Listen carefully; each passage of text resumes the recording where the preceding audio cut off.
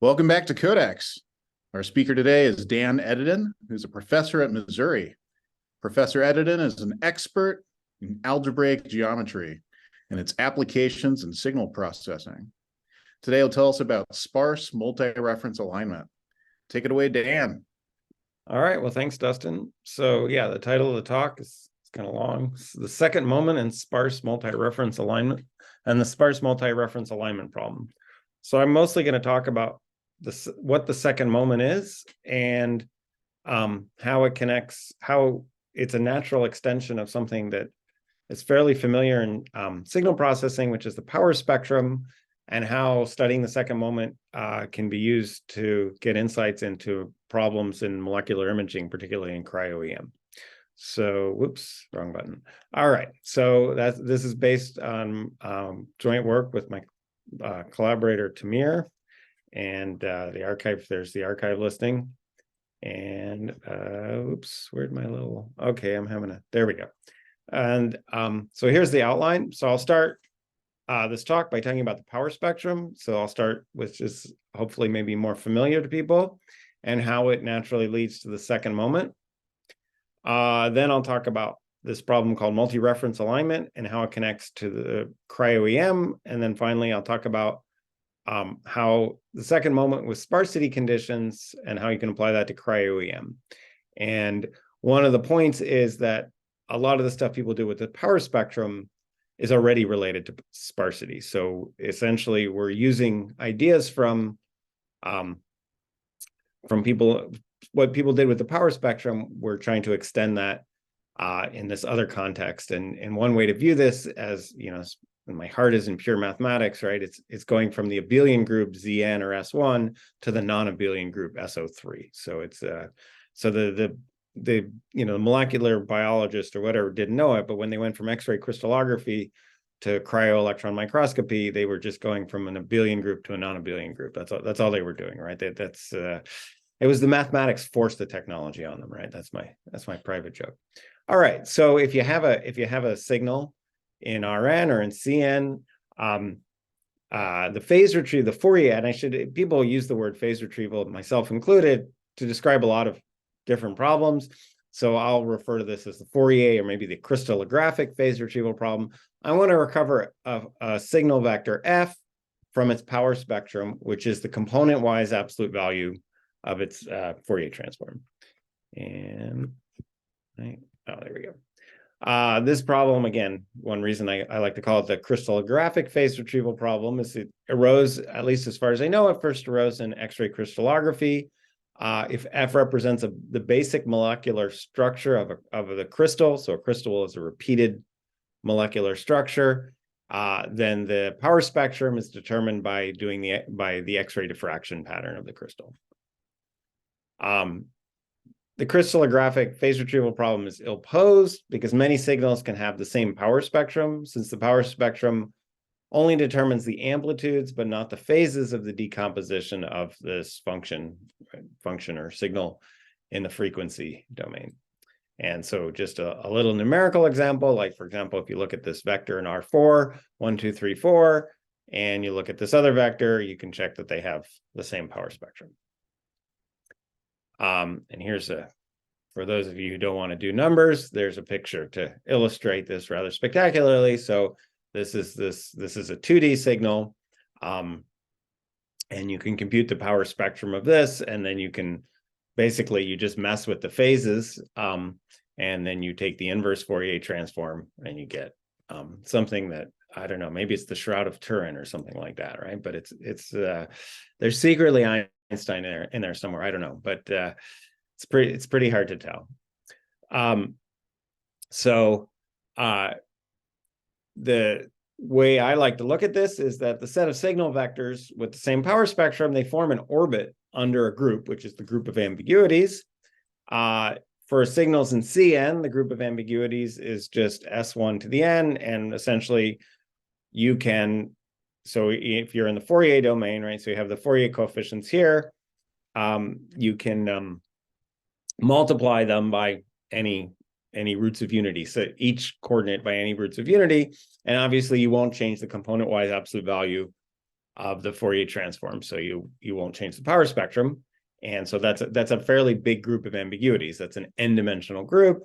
In this problem, people are mostly actually truly interested in real signals. The ambiguity group is a little bit smaller. There's basically because you have to preserve the fact that you're the Fourier transform of a real signal, which means that you have to have this conjugate reflection property, right? So the n minus ith entry in the Fourier transform of a real signal has to be the complex conjugate of the ith one. So that's forced onto you, but it's still big. So in order to recover a signal from its power spectrum, we have to use some prior information about the signal to ensure that we can determine it, at least up to some trivial ambiguities. So the crystallographers call this solving the crystal structure. This is not, it's not easy, right? You have to do real science. You can't just sit there at your computer all day and or jot on pieces of paper. To determine the unknown phases, I mean, there's lots of techniques, none of which I'm qualified to say anything particularly intelligent about, but quite a number of Nobel Prizes have been awarded for work using X-ray crystallography to determine the structure of some molecule, particularly in biology. One of the most famous examples was, of course, the double helix structure, the DNA.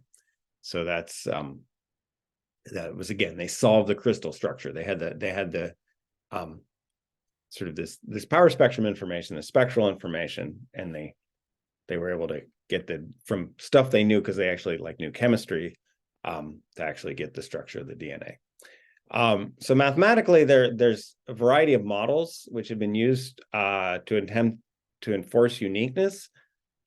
Such as one of the examples is sparse signals, that's binary signals. That's one of the oldest ways people studied this. Another one that I've looked at is sparse signals. All right, and so to study the power spectrum, we can go back to an observation of Patterson from the 1930s, and that the power spectrum of F is actually the Fourier transform of the periodic autocorrelation AF. And so the autocorrelation, it's a vector where you correlate it with itself with a shift of itself, right? So you sum from L equals 0 to N of F of L, and then F of N plus L. And of course, you take the indices. This is a periodic autocorrelation, which means you take the indices modulo N. So if you exceed N, then you go back to what it is mod N.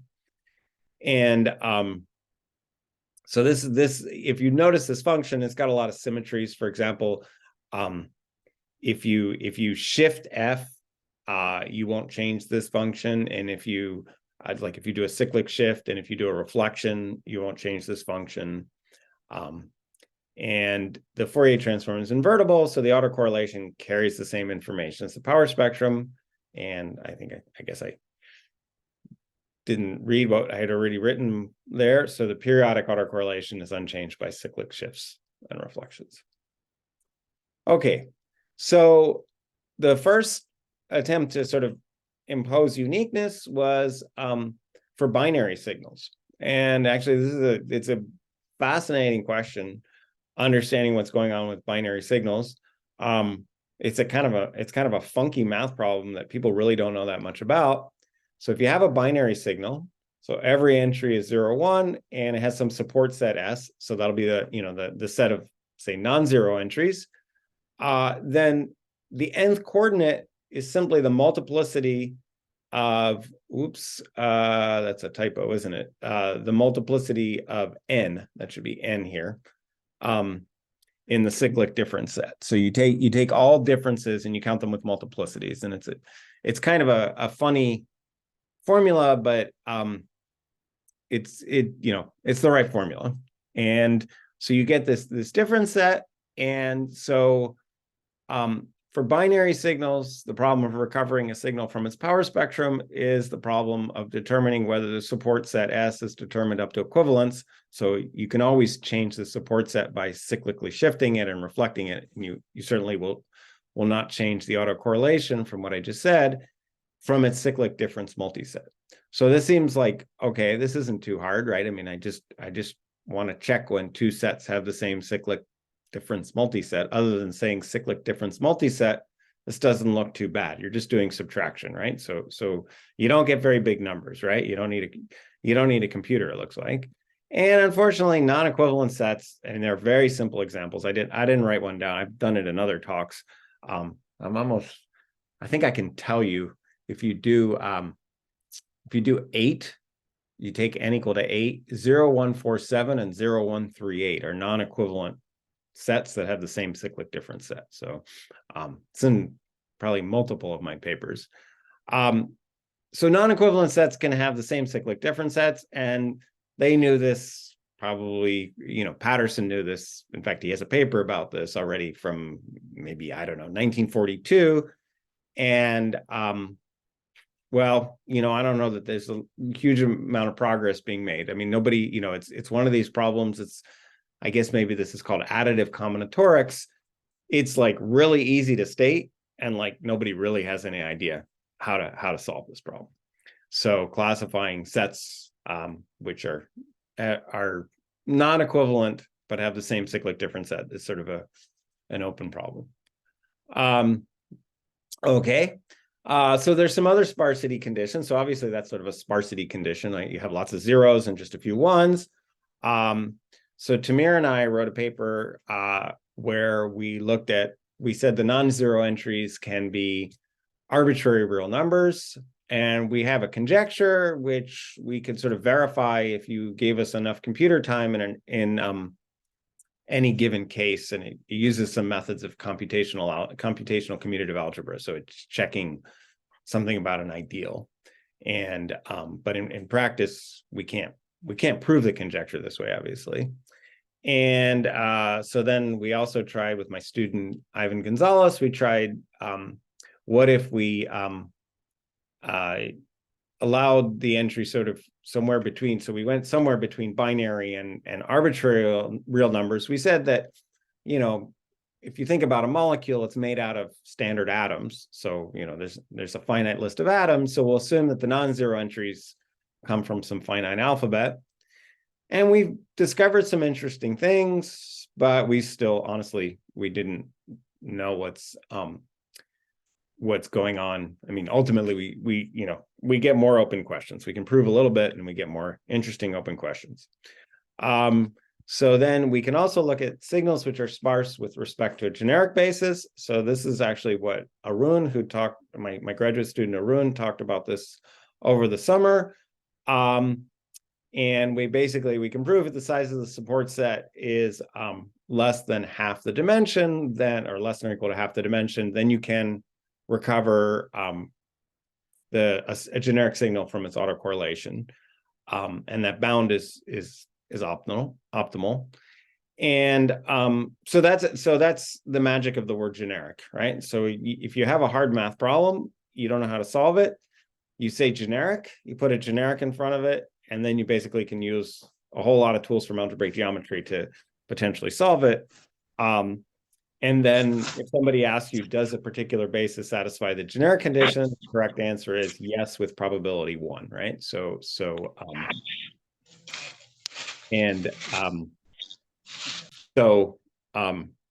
we get a provable bound, but the price we pay is generic, which I don't think is a terrible price, but I'm just saying, that's what we have. So the three, so from the point of view of this talk, I'm going to present the work with Tamir as sort of an extension of 3. It's a little misleading because actually we wrote our paper first, knowing this was a potential application that then Arun and I worked out. Okay, so that's what we know about recovering from the autocorrelation, some things at least for discrete signals. And so now I want to introduce my friend, the second moment. So by definition, the autocorrelation, right, was this function. Its nth coordinate was you took f of L, and then you shifted it by n and you multiply them together and you add those up. And so so what that is you can actually package this as a matrix. So of course, it's going to be redundant because, well, in fact, there's n numbers here, and in fact, only half of them, I mean, there's actually really only n over 2 because it has a reflection invariance, this function. So AF of capital N minus n would equal to AF of n, of little n. But anyway, you can do it this. What you do is you make a matrix. You take the G is an element of the cyclic group, which is acting by shifts, cyclic shifts, and you translate F by the corresponding cyclic shift.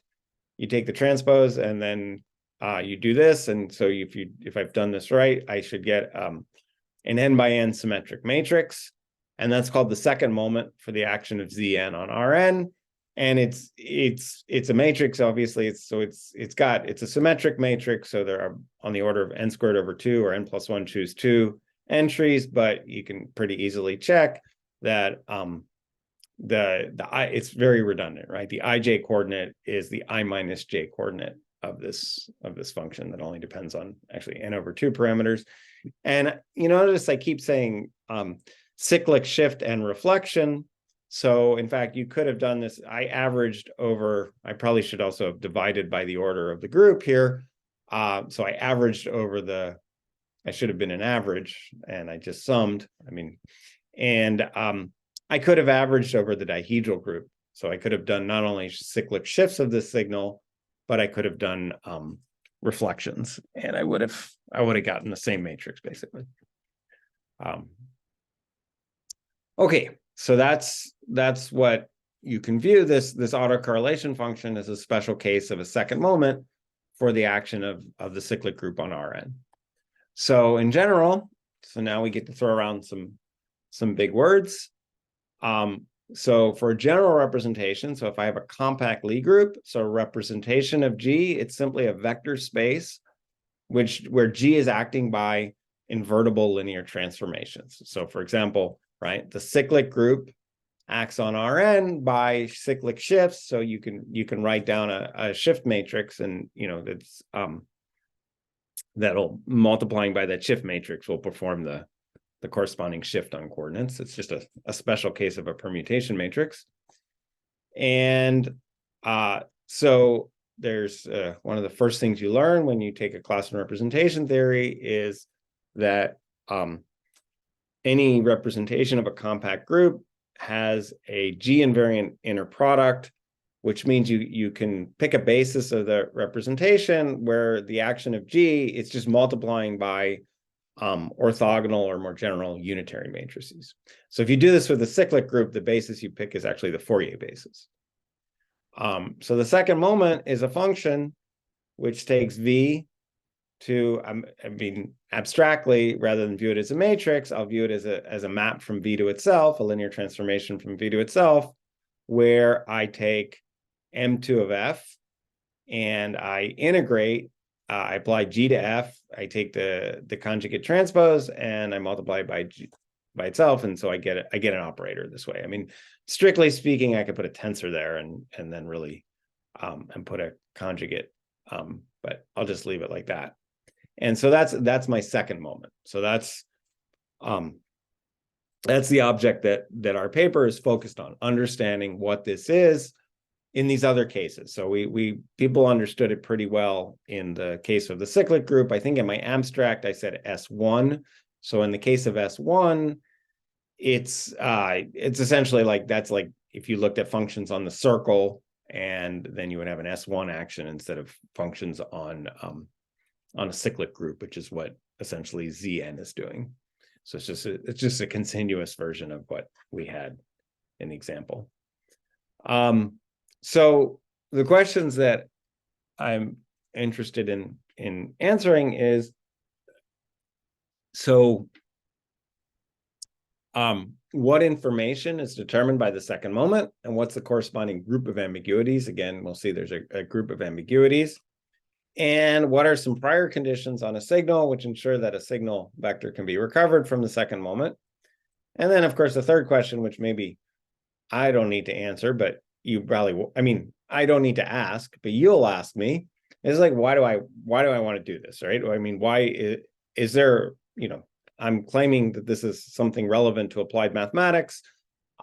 So why is this an interesting question other than other than like me showing about that I know about representation theory? Why would I do this?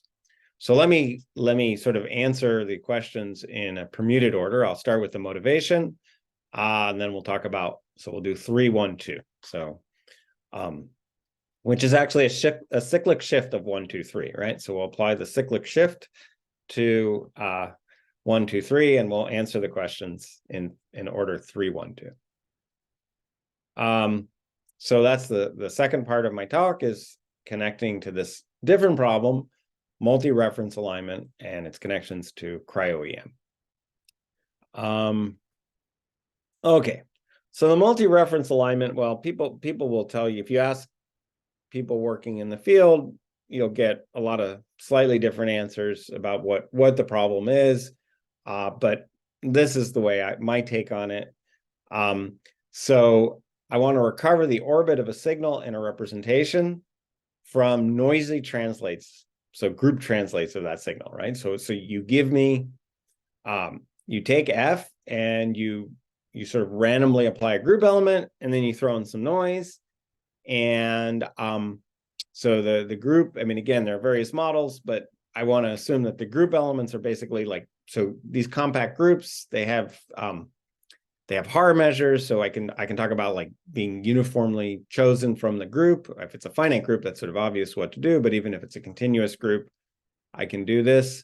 And the epsilon is just noise. It's maybe you assume it's Gaussian and whatever. And it's centered at 0, and it's independent of the group element. So it has nothing to do with the group element. The noise is just there. And again, there's some physical reasons coming from cryo-electron microscopy why this is a reasonable model to study. And so again, the problem is motivated by cryo-EM. So in cryo-EM, we have the group is SO3, and we're looking at the Coulomb potential of an unknown molecular structure. And so what that is, I mean, it's some function on R3, which, you may assume that it has some reasonable properties, like say it's L2, and that represents the unknown structure in some sense. And there's a little extra fun in cryo, which is that there's this projection. So there's so it's not quite the model that I showed you, because I have this projection operator T, but for the purposes of the second moment, it doesn't really change the mathematics. And so the idea is, so this is the picture. So we start with we do projection plus some rotation, and then we throw in noise, right? And so there's the first one, right? So we have this projection sort of straight on, and then the second one is where we've rotated a little bit, and then the third one we've rotated some more, and we get different angles, and of course we've thrown in noise. And so that's the kind of measurements you're going to see in cryo, at least a nice simplification. So that's that thing with all the little nodules is supposed to represent some very important biological molecule, and then the data that you get, actually the data in cryo is much noisier than what's, I mean, I guess this picture looks pretty noisy. So so can you guys see when I move my mouse over, or does that not show up? I need a point. Yeah, okay, you do. Okay, so right, that third picture is right, this looks like there's a little more noise too. So it's pretty blob-like. And again, I didn't put it in this talk, but like in our paper, we have like, some genuine pictures of slides that people get from cryo-EM experiments, and they look like just pure noise, basically. So the noise is very, very high. And so in the low noise regime, you can try, I mean, people have written interesting papers about this.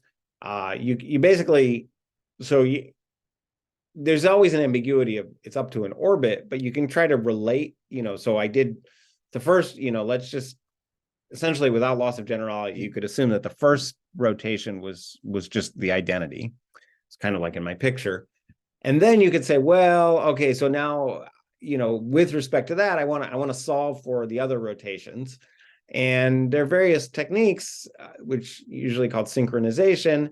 And if you can sort of figure out what the rotations were doing, then you can line them all up into a single direction, and then you can do some averaging, and then you could solve for at least up to the first, let's say that you don't know what the first rotation that was given to you, but up to that first rotation you could solve. And so that's a potentially good technique. But if the noise level is high, the problem is you're not going to be able to really estimate these products, Gij inverse, because the magnitude of the noise can exceed the magnitude of the signal. So that's essentially this picture, which has appeared in a lot of papers. And so this is Zn, it's acting on Rn, so the first model we talked about, and there's a lot of papers about this. And so sigma is the standard, I guess the standard deviation of the noise. And so here's my signal, and you can see it sort of moving along. Then I shifted it, and you can see, oh yes, obviously I shifted it. And even if there was a little bit of noise, I could compare these two and say, oh yes, there was a shift by 1 here, right? And so if I could shift this back by 1, and then I had 2 of these, I'd average it. Since the noise is supposed to have mean 0, I can average and hope that I get something, get a pretty good answer for that. This is my signal. On the other hand, when I bring the standard deviation up to 1.2, it's just noise. It doesn't look like anything, right? So that's what happened here. Okay, so it just looks like noise. And so so you need another technique. And so there is another technique which has been, there's a lot of literature about this. In the high noise regime, the moments which are, and again, I talked about this in other places, they're higher order tensors of the unknown signal. So you average, and this is, something in statistics, you just average you take the self tensor of the signal with itself, or you take the triple self tensor and you average those and you get tensors. And so if you do that, you can ultimately approximate the corresponding averages for the of the actual thing that you're interested in. So that's the method of moments. And so in principle, it reduces the MRA problem to one of recovering a signal from its higher order moments. But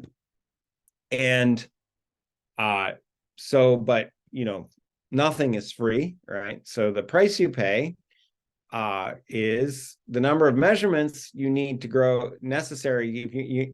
Basically, you're going to use your experimental data. You're going to do something with your experimental data to get an approximation of a function of the actual data, right? So you're going to take the experimental moments, which is again some sort of big tensor, and again I don't want to go past 2. So in this talk, so I'm not going to tell you what the third is, but it's essentially a triple tensor, and the number of measurements necessary in order. So first of all, it's expensive to compute higher order tensors. And not only is it expensive, you need more and more measurements. So if D is the lowest degree of moment, the lowest degree moment that can determine the G orbit of a generic signal, and N is the number of samples, the number of samples has to grow by, it has to be at least, right? So it has to beat sigma to the 2D, where sigma squared is the variance. And so you need more and more. And this is actually, right, this is only a lower bound anyway, right? But it's so if you need 16 moments, your sample size, you can't do it without a sample size on the order of variance to the 30, or deviation to the 32nd, right? So this is kind of expensive. So you can bound the sample complexity, the number of measurements needed to determine when a generic order in its representation. So let me try to say a coherent sentence. Determining bounds on the sample complexity is in some sense an algebraic problem. So you're basically asking a question of when a generic orbit in a representation can be determined from its third order moment. And from what I just said, you really want that number to be small. You take 1 if you could, but 1 is essentially just an average of the signal over the group, and it's not going to give you anything interesting. So 2 or 3 is about as low as you can reasonably hope to go. And so there's a number of, there's literature on examples where the third moment determines the generic orbit. So again, going back to the case of the cyclic group acting on Rn or Cn, the third moment determines a generic orbit. So this, from this MRA, this multi-reference alignment problem point of view, I guess, as far as I can tell, the first reference to this is a paper of Bandera, Rigolet, and Weed. But people in signal processing would have known this too, because it's just saying that, so the third moment, if you go to Fourier domain, is the same as what's something called a bispectrum, and people certainly knew that you could recover a signal if you knew it's bispectrum. So you have the power spectrum, which is the second moment, and then you have the bispectrum, which is the third moment, and the bispectrum was known to determine orbits. And then another result is if you have a finite group, you take the regular representation, the third moment determines a generic orbit. And not only that, there's an effective algorithm. And so this was observed in a paper with many, many authors, one of whom is Ben Bloom-Smith, who's actually, I believe, talking in a couple of weeks in this seminar, right? I think I saw him. So this Bandera et al., but I apologize to the et al. Here, but it's like 7 authors here. So, and then I recently wrote a paper where we looked at SUN or SO2n plus 1, and we had a notion of band limiting, and then in this case we can recover from a third moment again. But there aren't like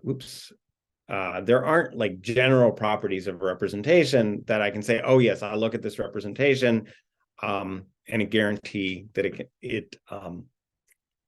that a signal can be determined from its third moment. If you look at if you know you contain a copy of the regular representation for a finite group, you can do that. But those tend to be fairly big representations. So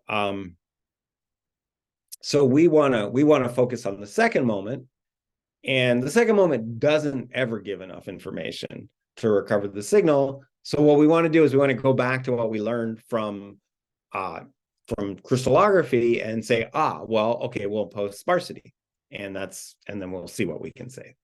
So that's the last part of my talk.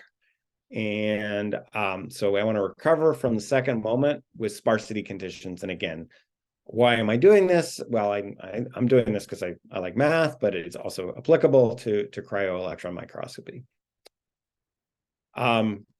So the main point of our work is to understand sparsity conditions on a signal F, which can ensure that recovery from the second moment is possible. But you can't do that unless you understand what information you're getting out of the second moment. So, and again, the way I would view this is it's a fancy, get sound fancy here, a non-abelian version of the power spectrum.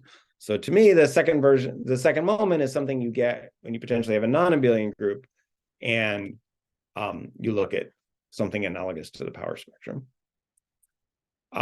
So I'm going to just start building up how much information I'm getting out of the second moment.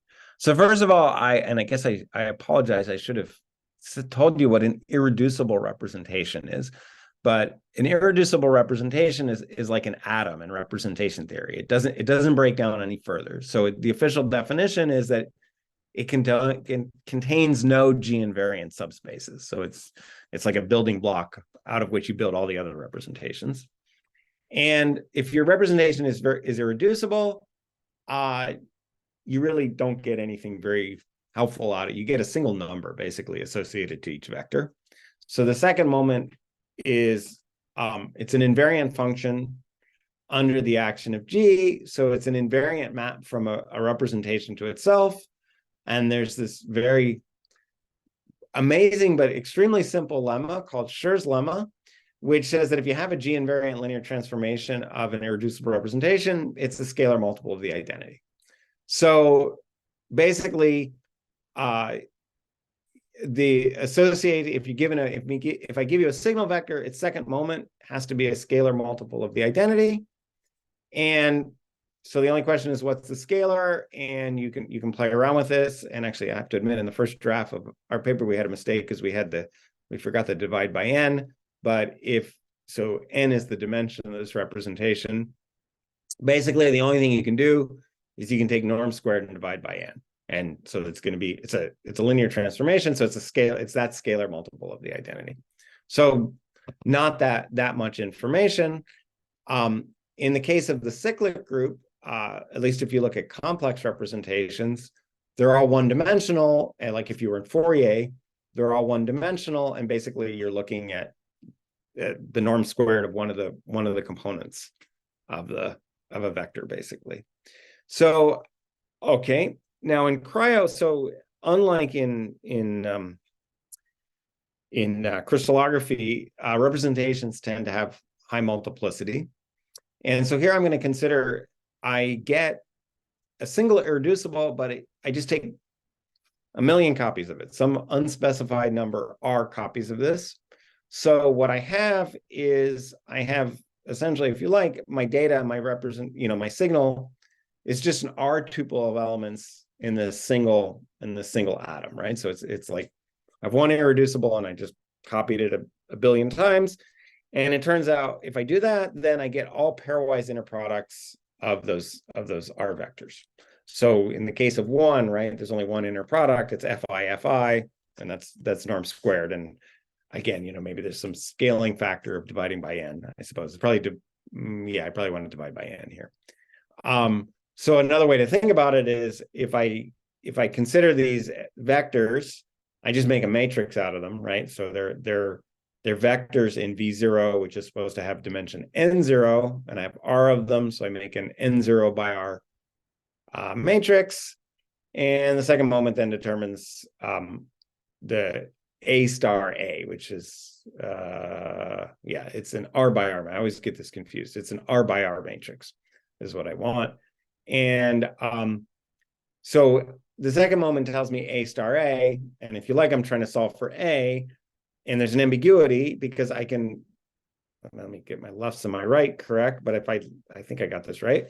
If I left multiply by my N0 by R matrix by any depending whether it's real or complex, by an orthogonal or a unitary matrix, I'm not going to change A star A, right? And it's an if and only if, basically. So I know the matrix up to multiplication by an orthogonal or unitary matrix. So in some sense, my ambiguity group is like a unitary or orthogonal group of dimension n0 or whatever the size of my representation is. So, and again, if n0 is 1, this is it's U1, which is a circle. So which is going back to what we would have seen in Fourier theory. So, and then finally, in general, a general finite dimensional representation, it's just a bunch of copies of some irreducibles, and they have some multiplicities. And so you can represent F this way, and basically you can think of it as, all I'm going to do is I'm going to give you a K tuple of matrices, capital K tuple, where a little k is some nk by rk matrix. And I can't see because of this, but I think you can, hopefully, you can see this, right? So with this notation, what I'm going to get is a K tuple of Hermitian or orthogonal matrix, A1 star A1, et cetera, right? So that's what I get. And of course, I'm trying to find this tuple, and I know this. So there's some ambiguity. And what it is, well, is there's a theorem, right? So the V decomposes as the sum of irreducible representations. Then the ambiguity is the product of either orthogonal groups, a bunch of orthogonal groups, or a bunch of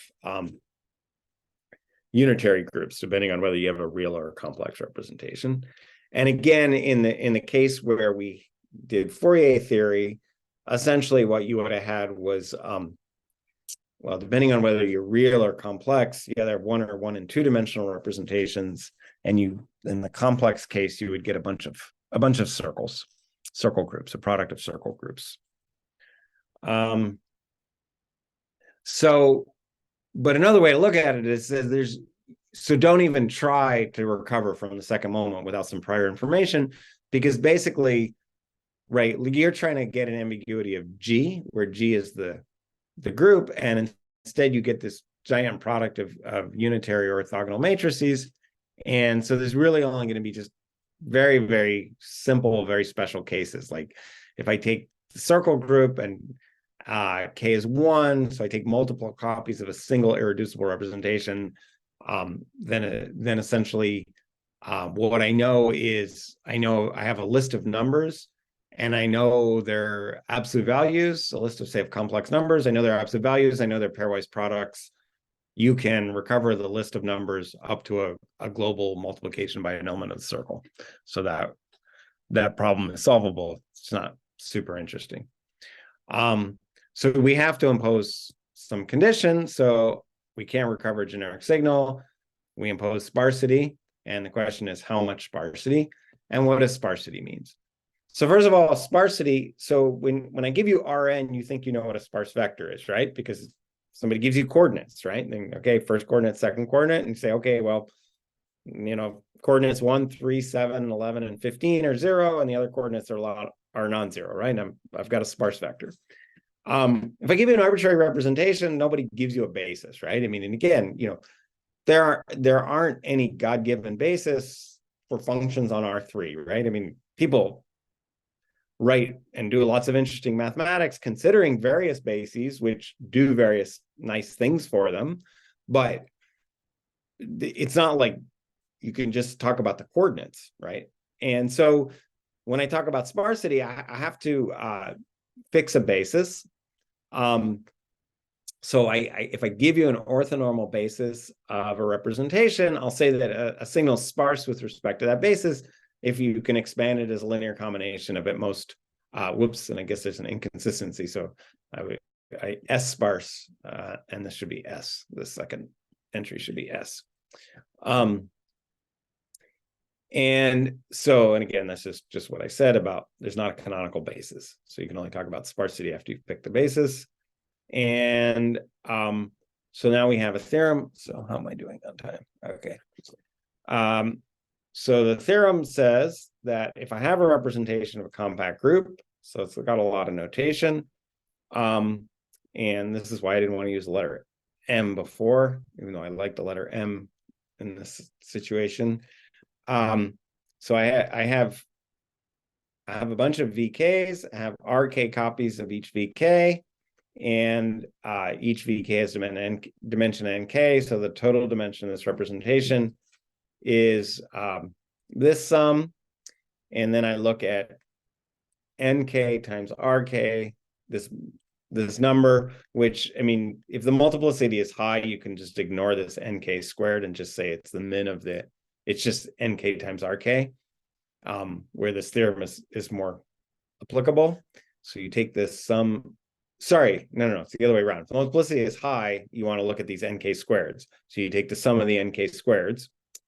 And so if you look at that, if you take n minus m, then you can recover a generic vector at that sparsity level. So there is a sparsity level. You can quantify it. If somebody asks me, is it optimal? I'll tell them, no, that's work in progress, getting optimal bounds. It's not optimal, but for the cryo application, it's still a very good bound. So that's our theorem. And again, generic, that's the one. Generic is my magic. It's my magic wand that I wave when I don't know what to do. I say generic, and then I can prove things. And so generic is in the sense of algebraic geometry. The set of orthonormal bases of a vector space forms a very interesting real algebraic variety. And the set of bases for which the theorem holds is a risky open set in that variety. And okay, so you can ask me, is a particular basis generic in my sense? And the answer is, well, in theory, I can give you a test. I can write down a test. I mean, it's not going to be computationally effective, except for fairly small dimensional representations. But in principle, you can. So finally, let me conclude what would happen. Again, this was all motivated by cryo-electron microscopy. So what's the representation we're going to look at, and what's the sparsity bounds that we're going to get? So in SO3, so we're looking at rotations. Our signal is some function on R3. It's an, maybe we assume it's L2. That's an awfully big Hilbert space, L2 of R3. So we kind of do some sort of discretization. So this is called the spherical shell model. We approximate R3 as a sequence of R spherical shells, and so we replace L2 of R3 with a bunch of copies of L2 of S2.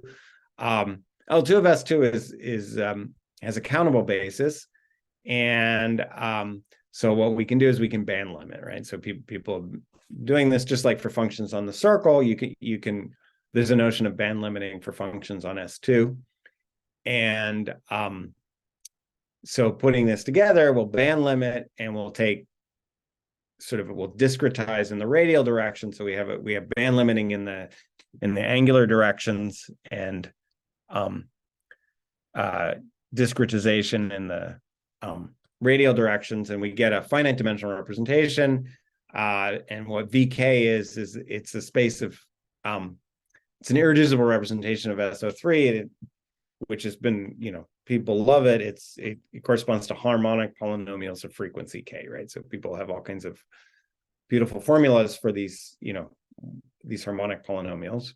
And so you can write down an orthonormal basis using spherical harmonics. I'm not going to tell you what this is, this YK, but it depends on two angles because you're in spherical coordinates. And I can view an element in my representation, which is modeling, this structure as a bunch of functions in L2, which are band limited. So I can expand them in terms of spherical harmonics, and I'm going to get some unknown coefficients. That's what I'm looking for. And so I'm trying to find these AKMRs, and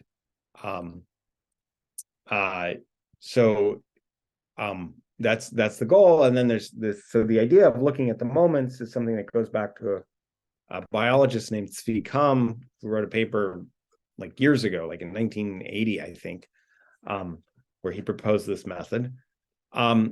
So in cryo, we did this tomographic projection. If you remembered, if you didn't remember, you don't have to worry about it. But it turns out it doesn't really matter. The second moment before and after tomographic projection carries the same information. And so we know what we know is the A star K, AK, and we're trying to figure out the AKs.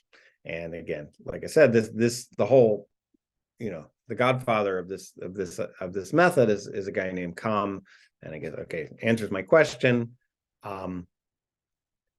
of when was it written? It was written in 1980, apparently. So thus we can determine each matrix AK up to multiplication by a 2K plus 1 by 2K plus 1 unitary orthogonal matrix. And we want to get rid of that ambiguity, and we know we can with sparsity. And so if you take R spherical shells, and R is basically at least twice the band limit plus 1, then basically if you have a sparsity level of about 1/3, so I think my cat is wanting to learn about cryo-electron microscopy. So if you have a sparsity level of about 1/3, then for generic choice of orthonormal basis, a generic S-sparse function, there's a lot of generics in that sentence, S-sparse function is uniquely determined by its second moment, again, up to maybe some global phase. All right, now the cat's going to try to bite me if I turn. Yeah, all right. So again, the representation, there's no particular canonical basis. So with probability 1, any given orthogonal basis will satisfy the hypothesis of our theorem. And moreover, you can ask, well, this is physically motivated, right? Our molecular, molecular images actually, our molecules actually sparse. And yes, and again, in our paper, we have some graphs which show that these functions which do arise from biological molecules are sparse when expanded in a wavelet basis. And so we can't prove, we have no really way to exactly verify that particular basis satisfies our generic hypothesis, although we have no reason to expect that it doesn't. And again, in small cases, I could run a program and ask it to compute a Grosvenor basis or whatnot, and it would be able to do it. But at least with probability 1, these structures should be recoverable from their second moment of their cryo-EM data. Okay, so I know I had a lot of slides, and I know I kind of talk fast, and I apologize. But I think I got all my slides in. I'm not sure if that was good or bad, right? But at the price of talking very fast. So that's all I have to say. There's a number of follow-up questions that we're considering, but I'll leave those for another time until we've solved them. All right. Well, let's thank the speaker by clicking buttons. That's how we do. I'll stop the recording here.